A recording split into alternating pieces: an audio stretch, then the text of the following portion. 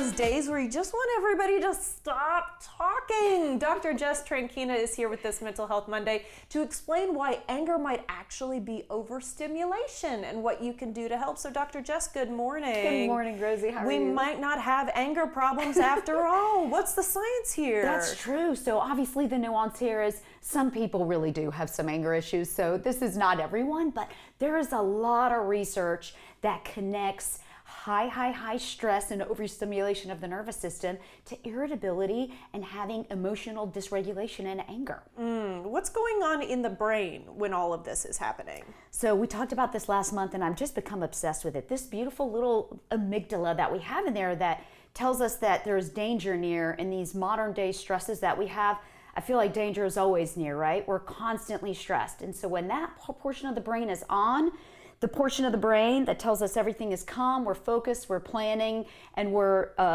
logical is off. So it literally turns it off. And so if we're stressed, the amygdala is on all the time. This stress bucket we have continues filling and filling and filling. And then we have no space for any other decisions or even being nice to your friends. Not great for cortisol levels, I wouldn't think either. Not great. Yeah. Cortisol levels through the roof, stress high, poor sleep, the list goes on. Okay. What does it look like in real time? So in real time, let's say we wake up in the morning and we have to begin making decisions. We go to work, we're making more decisions. There's traffic on the way to work. There is noise, but let's go back to night. What if we didn't sleep? What if our back hurts? What if our shoulder hurts? And then we're at work and we have a high demand day, a lot of questions. We begin coming home, the back hurts worse. We just remembered we didn't sleep that well. This poor bucket that we've had that's had to fill in all of these things, the decisions, the pain, the hunger, the fatigue. Oh, by the way, the financial concern that's always in the back of your head. Always. You get home and someone's like, what's for dinner? What do you mean, what's for dinner? Can you plan dinner for once? Yeah. Snapping not only to maybe your partner, but your kids. Not their fault. That was just the last little 5% that you had left in your bucket, and they happen to ask the wrong question. Yeah. That wasn't that. Why does this happen to us though? What's going on? In our brains? Yeah. So what happens is throughout the day, when all of these stressors, traffic, pain, fatigue, sleep, the prefrontal cortex is almost literally not on most of the day. It's on when we have to make a decision, and then it turns off when the stress shuts it off. And so the bucket is becoming full, and it's not emptying. Emptying the bucket would tell the amygdala everything's okay. It would turn the prefrontal cortex back on, and our nervous system would shift from sympathetic stress, cortisol, fatigue, to parasympathetic. And that's where we want to be most of the time. Right, but we don't know to do that during the day, so the bucket begins filling up. And where we think we're irritable, and there is a WHO definition of irritability, or angry, really could just be a capacity issue that if we know about it and know our signs, we can slowly empty the bucket throughout the day. Well, that would be good news because I feel like this describes a majority of the working American public. Majority. We all have stress. Even moms who stay at home, parents who stay at home. Correct. This is a lot of stress in your bucket to make your point. Think about the mom that's staying at home. What if she has a sick mom or a dad who has cancer, or she's caregiving for some? We don't know her story. She also has stress, right? So we may be looking at someone else like, oh, they don't have 4 jobs like I do. You don't know what's going on in their lives. So true. Okay, so 5 things to do to help things calm down. Catch it before you get to 100. Yeah, so I really do think of the analogy of the bucket, the stress bucket. Before it makes it to the 95 where you're going to snap at that last 5, recognize your signs. Is your jaw tightening throughout the day? Are your shoulders coming up? Do you feel like you're short breathing and you're forgetting to breathe? Do you feel like everyone's kind of annoying right now? Catch it. Reduce your input as well. As much as you can possibly stop noises. Now, if you're in a construction zone, you're living in a house with construction next door, you can't stop that. Turn your phone off, put it away, turn the TV off, decrease stimulation. That will help. How about a longer exhale? That's something easy. You're exactly right. We talk about breath work all the time, but often when I know my signs, when I find that I'm stressed, I'm actually not breathing out. I'm breathing in. Just breathe breathe out. Just a little longer. Immediately, a longer exhale will shut down your sympathetic nervous system and put you parasympathetic. How about moving your body? Well, if you've got all this stored up energy, go for a little walk around the block, get some fresh air, use up that pent up energy that has built up throughout this bucket filling, and just see if that helps. That doesn't help some people. Some people just need to calm down. Other people need to expend the energy. Gotcha. And lastly, communicate. This is a big one. This is a big one. I've got a 9-year-old that asks 90 questions a minute, and sometimes she repeats them. I find myself saying, okay, baby, I'm going to begin answering again. I'm feeling a little overwhelmed. I'm going to take a few deep breaths and reset, because, you know, mama doesn't want to snap at you, because I have. And so I've had to early on find words to tell her. But I want to jump back to something super important that I have found myself doing, and I found this in the research. So when we talked about the definition of irritability and from the WHO, and you know what else it leads to besides anger and aggression? Social withdrawal. So when I find that I'm getting so stressed and I don't even want to hang out with friends or do things, and I used to think, oh, well, I'm an introvert. Not in some cases. In some cases, it's not that. It's because my capacity has been so full, I don't even want to have dinner with a friend. And you and I both know that what is longevity linked to? It's spending time with people. That's right. Being with your people, having dinner. You don't want to get that bucket so full that you don't do that. Okay, so Dr. Giles. that was huge. I wanted to make sure I said that part. I appreciate it. Okay, get expert guided, customized protocols by going to expertsinwellness.com.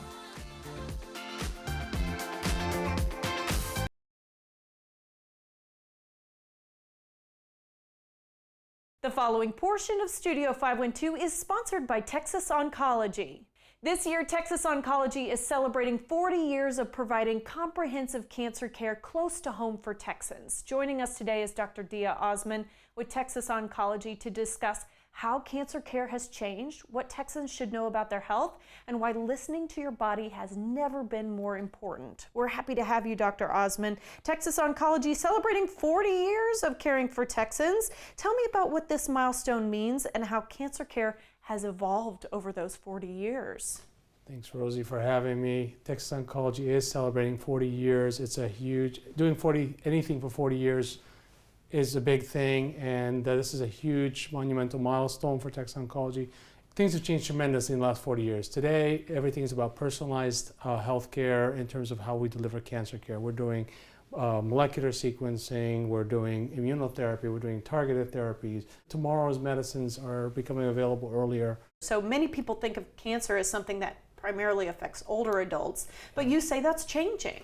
If you think about it, yes, we all think of cancer, it's affecting grandpa, grandma, older patients. That is still a real risk factor. Older patients do get cancer. However, breast cancer is rising in patients under the age of 50. Colon cancer is rising in patients under the age of 50, actually. A lot of this has to do with the fact that in your 30s, 40s, what are we all doing? You're getting married, you're taking care of kids, building your career, you're seeking all these things. You don't have time to think about, you know, what about me? What's happening with me? And so a lot of that gets missed and gets worse, of course, if we don't address it right away. So what's the single most important message you want viewers to remember about cancer awareness and early detection?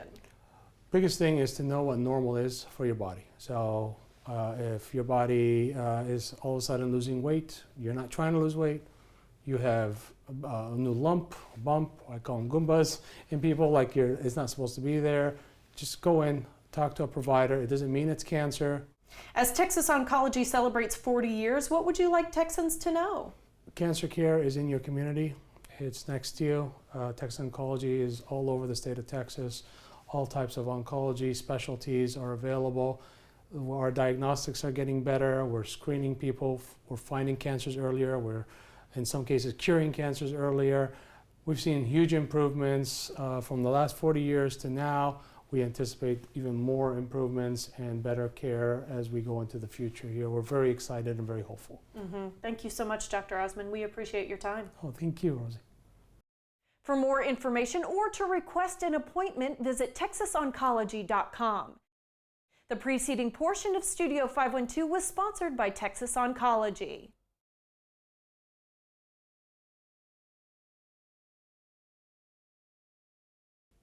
Welcome back, everybody. Book Days Texas is working to provide greater literacy access across the state, and the woman behind it all joins us now. It's founder Cassie Kincaid. Cassie, good morning. Good morning, Rosie. Thank you so much for having me. Thank you for being here. We were talking about Book Days, started 8 years ago. How do you bring books to life through Book Days? So Book Days is a literacy nonprofit dedicated to inspiring a love of reading in children, to create lasting memories, to spark imagination, and so kids will reach for books long after our events. We believe that reading shouldn't be a chore, it should be an adventure. Yeah, and I totally agree with that. And it changes kids' trajectories throughout their life. Absolutely. They have better graduation rates. They go to college more often. So talk to me about the need that you saw, that you wanted Book Days to fill. Absolutely. So I was a preschool administrator for 6 years, and I just realized that I love children's books. They were imaginative and creative and take you back to your childhood. And so I started pairing kids' books with experiences, and little did I know that would meet a very unique solution, because in America we have a literacy crisis. But especially in Texas, 43% of fourth graders are not reading on basic levels. Wow, And that's as- almost half. Almost half. And you're thinking Texas is a thriving state, like should be at the top, but it's a big problem here. And as you mentioned, that affects the high school dropout rates, that affects the college rates, incarceration, and those that will live on welfare. So we're focusing on the children of Texas, but that is the future society and the workforce of Texas. Wow, that's a lot. And it seems so simple when we go back to just books. Yes. When you say adding experiences, what do you mean by experiences? So what a typical book day looks like is most people see big literacy events in the public schools as author visits. And what that looks like is usually the schools will bring in a children's book author and read to a few classes or a few grades. What we do is we work with the publishers to bring in mascot-sized costumes of some of the most famous children's books out there, right? The Rainbow Fish by Marcus Feaster, Pete the Cat by Eric Litwin and James Dean.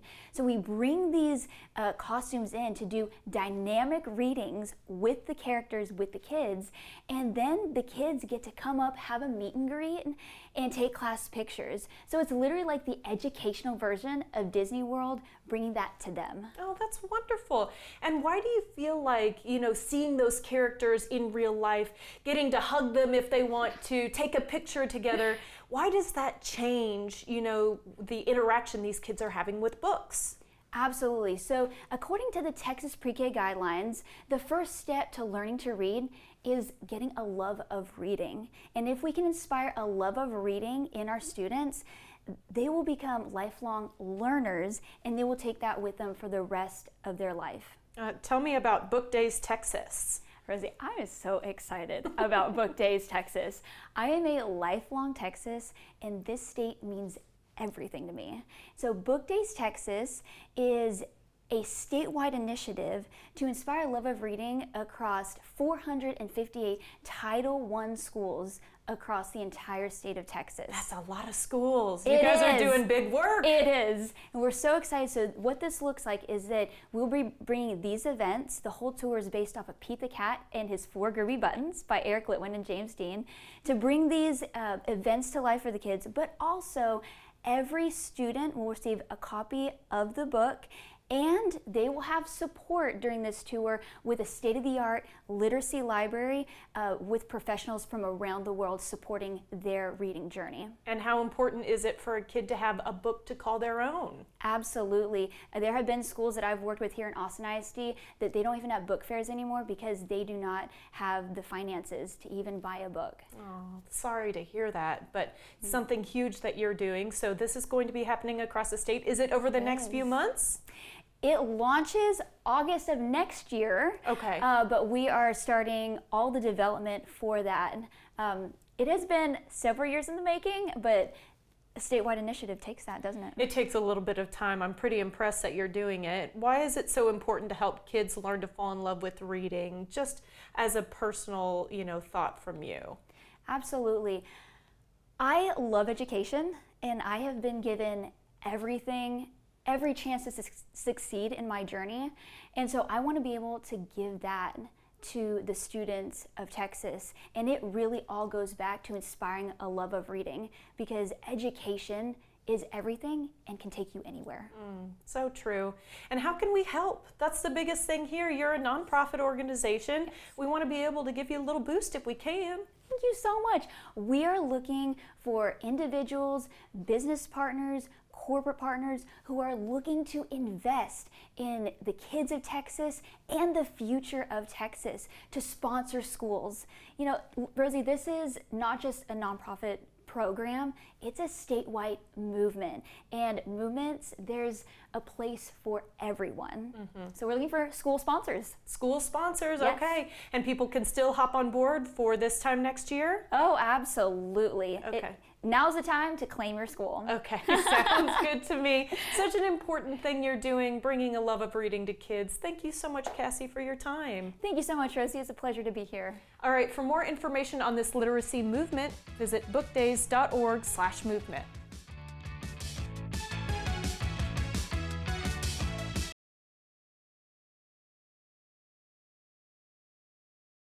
The following portion of Studio 512 is sponsored by Violet Crown Veterinary Specialists.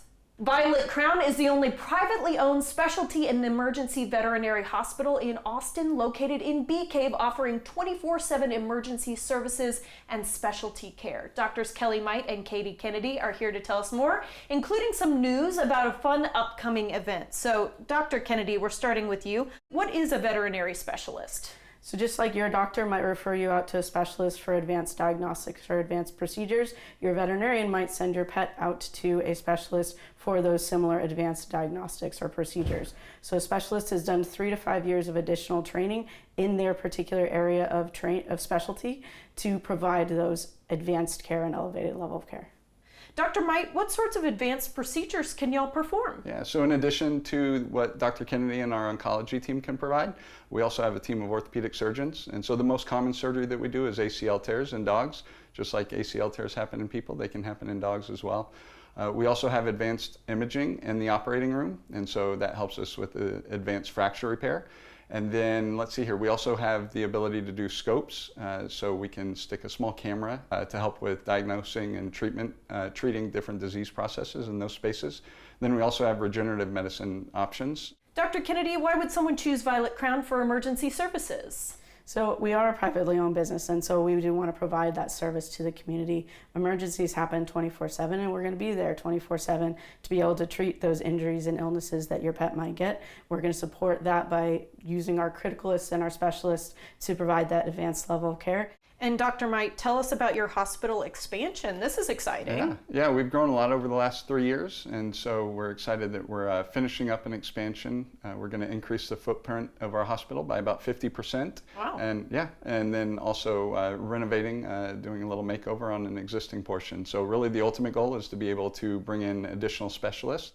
Dr. Mike, tell us about the Parapet Games. So we just started an angel fund called 3 Paws Forward, and so what better way to increase awareness than have a 3-legged dog race? So we are going to host the Parapet Games that's going to include deaf dogs, blind dogs, 3-legged dogs, pets in wheelchairs. How can people get involved in the Parapet Games? Yeah, they can go to our website at violetcrownvet.com. There should be a link up top that says Parapet Games. They can click on that, and whether it's a sponsor that or a business that wants to sponsor the event or have a booth at the event, they can sign up there. If somebody just wants to RSVP to come see the games, they can do that, or if they have a pet they want to enroll as an athlete, they can do that as well.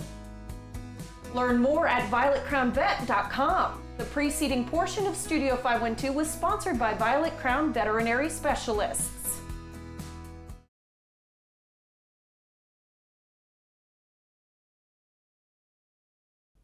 Welcome back. If you're looking for a beachy escape this fall, Kristen Finan with Austin Travels Magazine is here to help you plan your next vacation, maybe in Destin, Florida. Ooh, she's going to sell us on it today. Kristen, good morning. Good morning. Okay, perfect little orange dress for saying I've just been to Florida. That's right. The first thing you want to mention is the world-class fishing. Yes, so I mean, I'm a huge fan of Destin, grew up going there, really love it for its proximity because it's less than a 2-hour flight or for about an 11-hour drive because it's on the Panhandle. So it's easy to access. And I really love it for fall because then you're going to get the beautiful weather, beautiful beaches, and you're going to avoid so many of those crowds. And so, I mean, it's just such a spectacular place, but the fishing in particular is incredible. Do you do the fishing? So I do. I enjoy fishing. Okay. Now, I will tell you, there's different levels of it. You know, so you drive into town, and then there's this huge billboard that says the world's luckiest fishing village.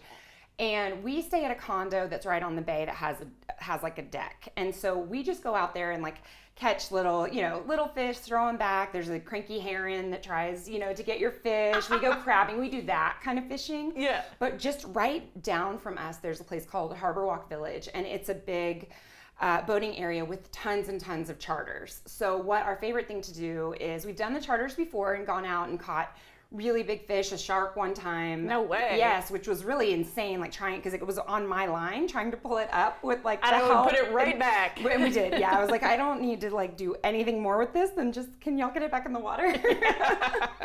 But it's really fun to time your visit down to that, because now it's like a mixed use entertainment complex, but right by all the boats. So if you time it with like 4 or 5 every day, all the boats are coming in. You can see what everybody caught. They're displaying everything. And it's just, it really is like showcasing what a lucky fishing area it is. And then you can stay there, and they've got like restaurants. They have like a year-round Christmas shop. They have crazy milkshakes, stuff for all the kids and stuff. So it's a really fun little destination to see the fishing, even if you don't want to go do it. Okay, yeah, it's entertainment regardless. totally. Okay, enjoying the beaches, good beaches there. Okay, this is so funny too, is like, I was sending pictures of like, oh, we're in Florida, and people are like, no, you're not. That looks like the Caribbean. And that is one thing, those of us that have been to the Panhandle before know how beautiful it is. You almost don't believe you're in the US because it is crystal clear water, sugar white sand, and this time it was like the most beautiful I've ever seen it. Like no seaweed, no nothing. It was just, you could stay out there all day. Okay, and something that's going to get me on board, shopping. Yes, got to love the shopping. And that's another thing that's really evolved. I think, growing up going there, it was more of like the little beach town. Now there's definitely a big diversity. And so it's really great. Like, sometimes you go to the beach and you've gone a couple days, you need a little break. Well, now there's tons of shopping. So there's Destin Commons, which has a lot of your bigger stores. My girls were excited. Sephora was there, or Brandy Melville, whatever. But so they have all of that kind of stuff. There's outlets if you want to do outlet shopping, the Silver Sands. And then I have to shout out Banana Barts, which has been there for I think it's like 40 years at least. And it's just this little, really fun shop. And I went in and I was talking to the owner, and he said his son actually lives in Austin and is moving back to take over the shop. You're kidding. Yeah, and he said he loves the music scene, and he has a big music area of the shop that's really fun. So it was just cool seeing that crossover and how many people, love both of the cities. Banana Barts, okay, something to keep in mind. And a good seafood boil. Can you point me in the right direction? Yes, so this is another one, we always love to go to the seafood shops. There's one called Destin Seafood, there's one called Sexton's, and you can go in, and it's not just fish. It's not what you think of just from the grocery store. It's all of these incredible dips and sides and desserts. And so what we love to do is just go and collect, everything that sounds good to everybody, and then just go have an amazing picnic on the beach. And then of course, if you don't want to do that much work, there's tons of restaurants. And one place we love to go is called the Crab Trap, and you can go, it's right on the beach. So you can go to the beach all day, there's showers, and then you can go have incredible seafood right next to the beach. Talk to me about the rest of the food scene. Is it up and coming? It is, and what I love is there are a lot of local joints that have survived. So there's a place called the Donut Hole, and I'm a big donut fan.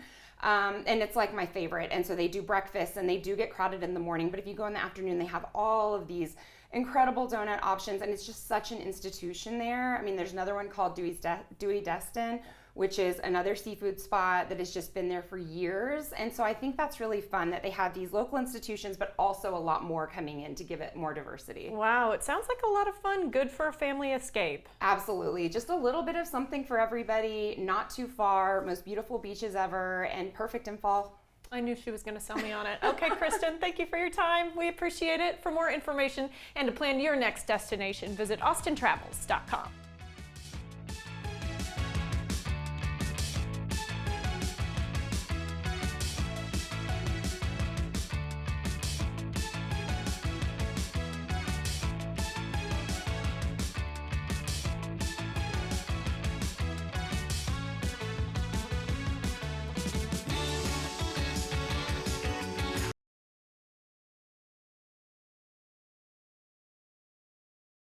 The following portion of Studio 512 is sponsored on behalf of T-Mobile, Zevo, Brother, and Dell by Tips on TV. Well, back to school shopping is ramping up, and families are looking for ways to stretch their budgets as they tackle everything from school supplies, new wardrobes, to classroom tech. Here to help is award-winning journalist and shopping expert, Claudia Lombana. Claudia is an Emmy and Peabody Award winner who regularly analyzes shopping trends on TV, and we are lucky to have her. Claudia, good morning. Good morning. Thank you for having me on.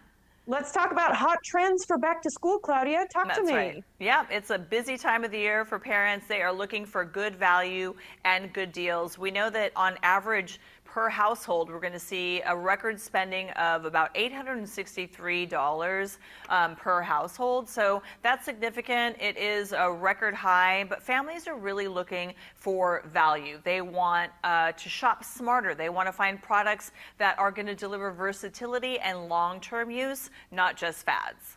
And I know you're going to help with that today. So how can families stay connected with their busy schedules? Yeah, that can be challenging during the back to school time of year, staying connected with your loved ones who are at school or at work. But Metro by T-Mobile is really helping families with their reliable, affordable wireless options. They have no annual contracts, predictable monthly costs, and Metro has really great deals. One example, a free Samsung Galaxy A37 5G with no activation fees. This is a value of more than $450 on the $40 period plan. You can also bring your own device to Metro and get unlimited talk, text, and 5G data on America's best network for just $25 a month. So some really great deals there to stay connected during the back to school season. 100%. Okay, can you share a surprising back to school tip? I think this is something that maybe not a lot of people think of, but this is a total hack that is year-round at my house. The back-to-school season coincides with the late summer bug season, but the Zevo Compact Flying Insect Trap is a must-have essential for home or for your college dorm. The Zevo Compact is easy to set up. It's got the ultimate effortless solution with built-in blue and UV lights that lure, trap, and kill 99.9% of trapped bugs. This is really going to provide 24/7 protection so you can focus on the busy school year and everything that comes along with it and not have to worry about those pesky insects. What about something else to help at home or school? A reliable printer, I think, is a must-have year-round, not just for back to school. And I love the Brother WorkSmart 1260. Now, this is the perfect everyday printer. It's compact. It fits into small spaces. It has a 150-sheet tray, so you don't have to worry about constant refills. You can print in black and white or in full vibrant color. It's available exclusively at Walmart. And the best part of this, it's under $80. So what a great deal for something that you need. You can even print wirelessly with the Brother Mobile Connect app. Oh, pretty cool. All right. Any other ideas for cutting edge tech? And one other electronic, because we know that is the top shopping category for back to school. Now, this is something if you want cutting edge and economical. The Dell XPS 13 is really great for delivering a premium laptop experience without the expensive price tag. $599 for students 16 and up for a limited time. This is really a game changer for that back to school shopping. It's thin, it's lightweight, it's built wonderfully for those busy school days, and it has the latest Intel Core Series 3 processors, which means it gives you up to 17 hours of battery life. Now that is something that we can all use, but certainly if you're bouncing around from class to class, whether you're in college or high school or even younger than that, it is essential to have that long-lasting battery life so you're not stuck hunting around for an outlet. So a great deal from Dell with the XPS 13. Some really fun stuff today, Claudia. Where can we go for more info? For all the information and more, you can go to tipsontv.com. Gorgeous, Claudia. Thank you so much. We appreciate it. Have a great day. You bet. Happy shopping. The preceding portion of Studio 512 was sponsored on behalf of T-Mobile, Zevo, Brother, and Dell by Tips on TV.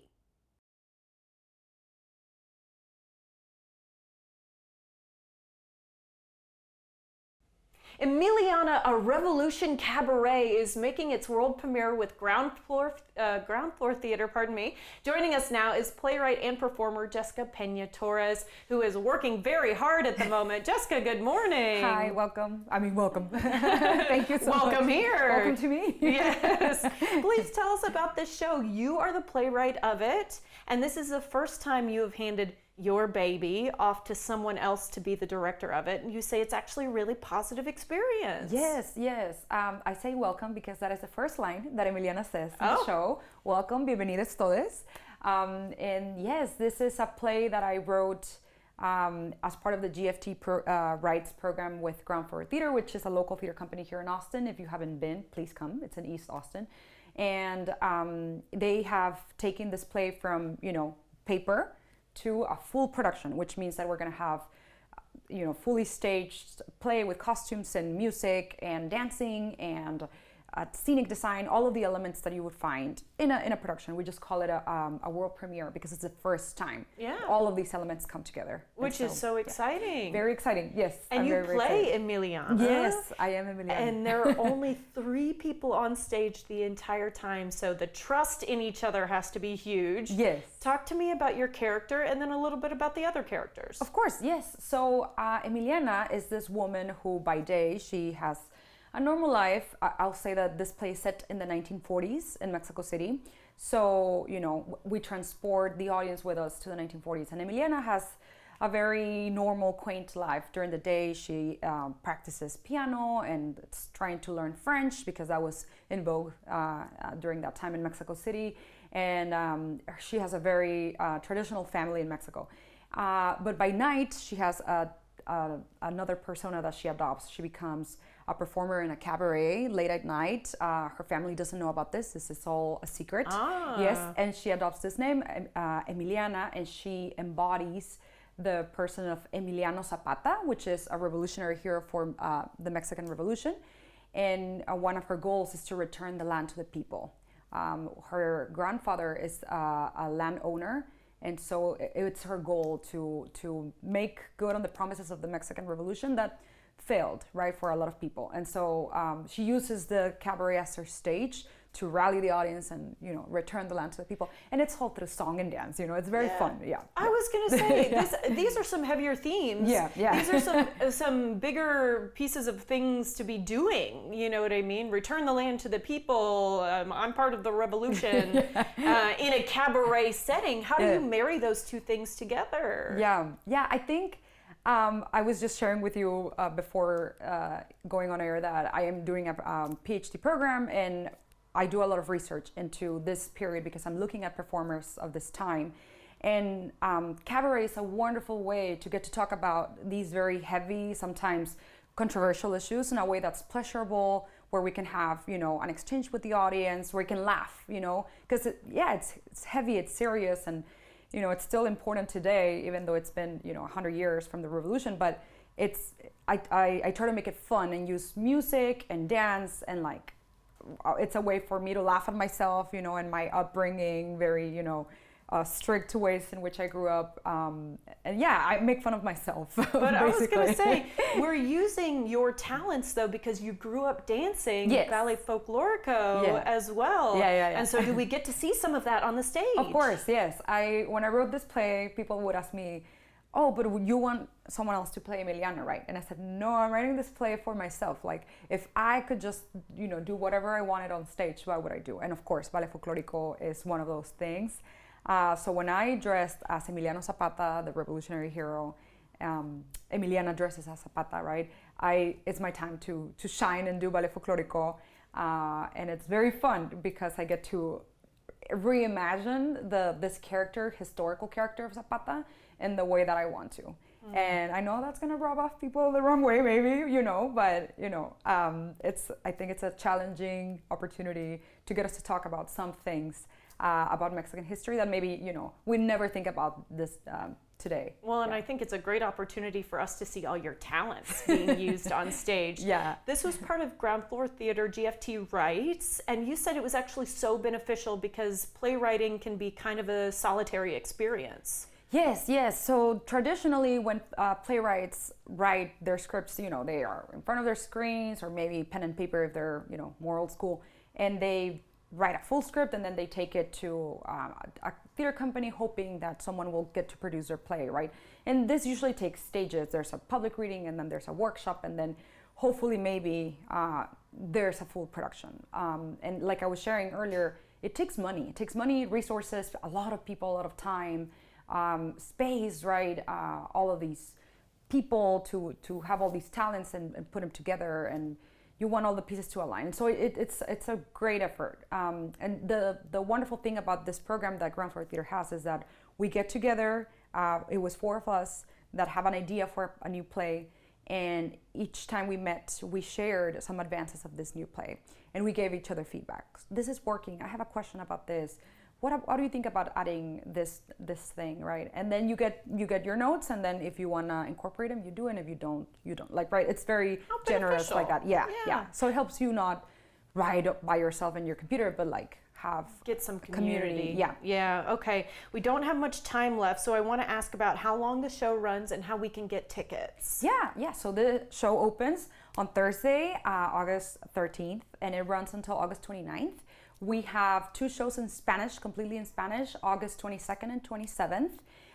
You can find tickets at groundfloortheater.org /Emiliana, or just groundfloortheater.org. You'll find a button there. Sounds good. This show is pay what you can. So even if you can pay $1 or even $0, you can make it to the show. Okay. Well, congratulations on Thank you everything. so Break a much. leg out there. I'm you. excited to see it. For more information on this production and how to get your tickets, visit groundfloortheater.com/.org/Emiliana.